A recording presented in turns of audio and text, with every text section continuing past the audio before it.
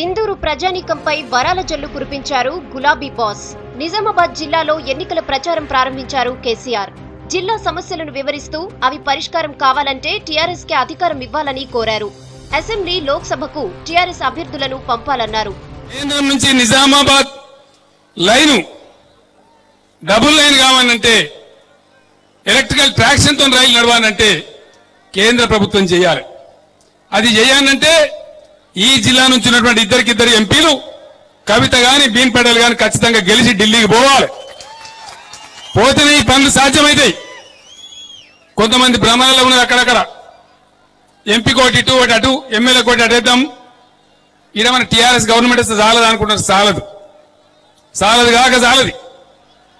మన ప్రాజెక్టులు క్లియరెన్స్ కావాలన్నా, ప్రాజెక్టులు మంజూరు కావాలన్నా ఖచ్చితంగా పార్లమెంట్ సభ్యులు మన చేతిలో ఉంటేనే ఢిల్లీని మనం ఒప్పించి మెప్పించి తీసుకొని రాగలుగుతాం. అందువల్ల దయచేసి నిజామాబాద్ ప్రజలకు నేను మనవి చేస్తా ఉన్నా, టీఆర్ఎస్ గెలిపించడంతో పాటు పార్లమెంట్ సభ్యులను కూడా ఖచ్చితంగా టీఆర్ఎస్ ఎంపీలని గెలిపించండి, నాకు తగిన బలం ఇవ్వండి అని చెప్పి నేను మనవి చేస్తా ఉన్నా. ఈ సభలో రైతులను ఆకర్షించే ప్రయత్నం చేశారు గులాబీ బాస్. ఆసియాలోనే అతిపెద్ద షుగర్ ఫ్యాక్టరీ ఉన్న జిల్లాలో చెరకు రైతు కష్టాల్లో ఉన్నాడని ఆవేదన వ్యక్తం చేశారు. నిజాం షుగర్స్ తో ముడిపడి ఉన్న సమస్యలన్నీ పరిష్కరిస్తామని హామీ ఇచ్చారు. పసుపుకు గిట్టుబాటు ధర కల్పించడంతో పాటు జిల్లాలో పసుపు పరిశోధనా కేంద్రాన్ని ఏర్పాటు చేస్తామన్నారు. బోధన్ షుగర్ ఫ్యాక్టరీ దగ్గర రైతుల పొలాలలోకి రైలు పట్టాలని ఇప్పుడు కూడా ఉన్నాయి. అట్లాంటి వసతి ప్రపంచంలో ఇక్కడ ఉండదు. కానీ చెరుకు పంట మాయమైపోయింది. నిజాం షుగర్ ఫ్యాక్టరీ ఆగమైంది, చెరుకు పంట మాయమైంది. నిజాం సాగర్ ఆగమైంది, నీళ్లు తగ్గిపోయినాయి ఆయకట్లో. అదే పద్ధతిలో అన్ని రంగాల్లో నష్టపోయినాం. తెలంగాణ వచ్చింది, ఇప్పుడు మళ్ళా పూర్వవైభవం రావాలి.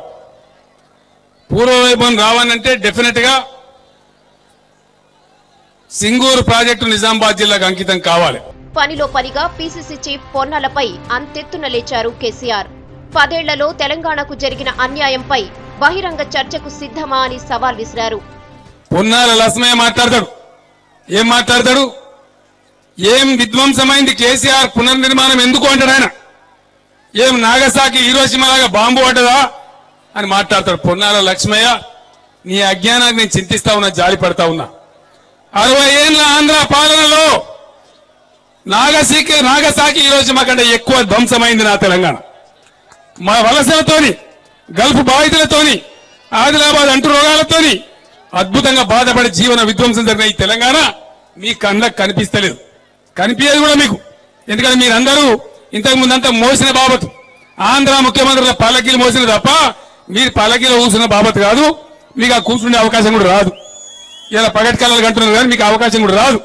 టీఆర్ఎస్ తోనే తెలంగాణ అభివృద్ధి సాధ్యమని స్పష్టం చేసిన కేసీఆర్ అందుకోసం టీఆర్ఎస్ అభ్యర్థులనే గెలిపించాలని ప్రజలకు విజ్ఞప్తి చేశారు.